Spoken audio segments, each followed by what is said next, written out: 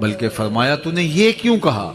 کہ آخرت کے حصے کے دکھ دنیا پہ آ جائیں؟ تو نے یہ کیوں نہیں کہا ربنا آتنا فی الدنیا حسنۃ وفی الآخرۃ حسنہ؟ اللہ یہ جہاں بھی بہتر کر دے، وہ جہاں بھی بہتر کر دے، یہاں بھی عزت کی روٹی ملے، آبرو کی زندگی ملے،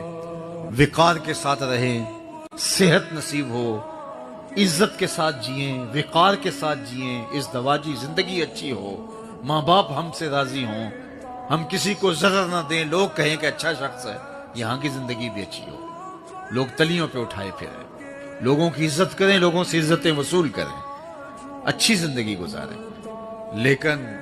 آخرت کے نقصان پر نہیں، آخرت کے سودے پر نہیں، وہ دنیا کی زندگی بھی اچھی ہو، اس دنیا کی زندگی بھی اچھی ہو۔ اس لیے خندق کھودتے صحابہ پر پیار آیا تو کہا اے اللہ زندگی تو آخرت کی زندگی ہے، میرے انصار کو بھی بخش دے، میرے مہاجروں کو بھی بخش دے۔